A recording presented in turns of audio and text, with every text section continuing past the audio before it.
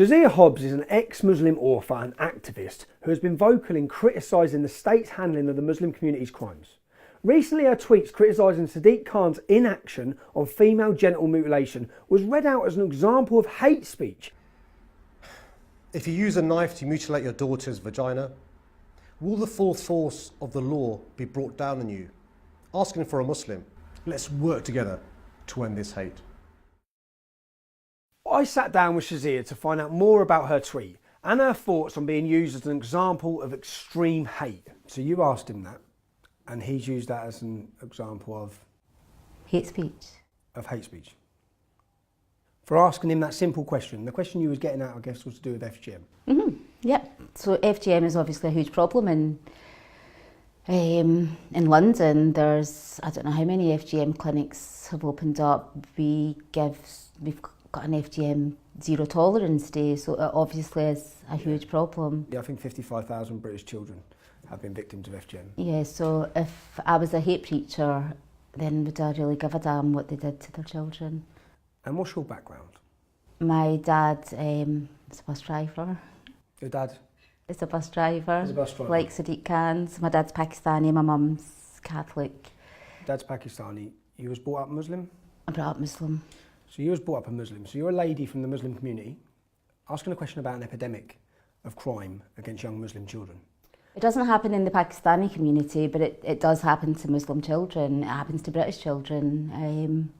I grew up in a polygamous home, so my dad had, because they're allowed to have four wives. Your dad, how many wives did your dad have? He was married to his first cousin and my mum, so two. He was married to your first cousin and your mum.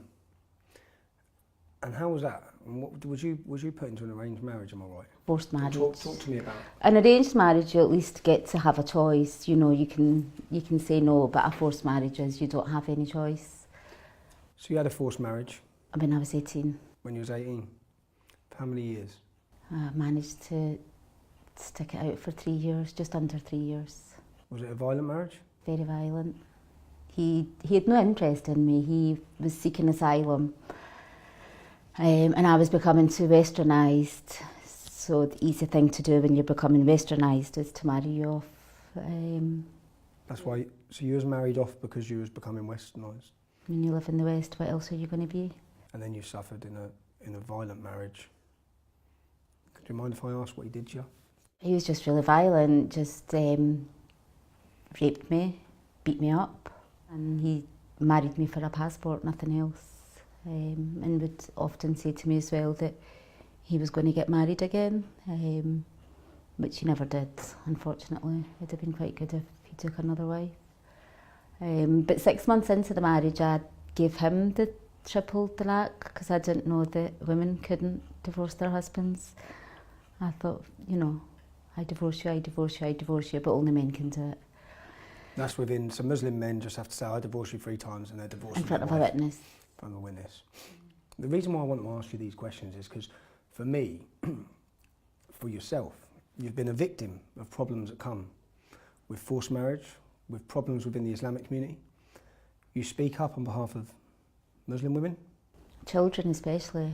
Muslim women and Muslim children. Yeah. And the Mayor of London is using your message to promote you as a hate preacher, to silence people, genuinely, who are in positions like yourself, who have been in positions like yourself. I know what the harmful cultural practices that go on in the community.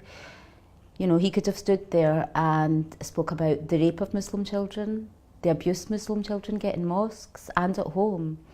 You know, there was so many different things that he could have spoke about, but instead he chose to cry about being called a pigeon. And moan about someone asking a simple question, and the genuine concern for that is so that people understand who are watching this. There's not been one single conviction of anyone who has mutilated their daughter's genitals, which has happened to tens of thousands of children. But Sadiq Khan has created a hate hub of 900 officers to stop tweets like that. Yep. And they could be going, you know, I don't know, it should never have been a law. It should never have been, we should never have had an FGM law. It's child abuse.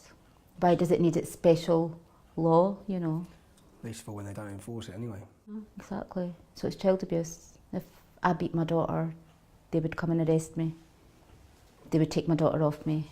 But if you mutilated your daughter, But if I hold her down and they wouldn't. listen to her scream while I hack away at her, they're just going to, you know, it's cultural. What message would you have for Sadiq Khan? And why do you think Sadiq Khan, why do you think he's used that? Why do you think he's out in Texas talking about hate speech? What do you think he's angling towards? That we can't say anything about Islam. We can't say anything about Muslims. To silence the opposition, silence people. Yep, to silence people telling the truth about their harmful cultural practices. You know, even going back to the rape of Muslim children, we keep no stats in Britain. We don't keep any stats. In Pakistan, they keep stats of how many children are abused, raped, in mosques. Nothing here. And he doesn't say anything about hate preachers from Pakistan that come into the UK. Hate preachers that are banned from addressing crowds in Pakistan because they're so full of hate. But we welcome them into the UK and they do a tour of the mosques. Is what they're saying not hateful? Is that okay because they're Muslims? Sadiq Khan's obsession with mean tweets and hate speech has gone too far. When people are being banned from social media for stating supposedly Islamophobic facts, or investigated and reported for asking questions about his lack of action on a series of crime crises, we have to ask who will stand up for the victims of these unfashionable crimes? And under Sadiq Khan, who will protect them when they do?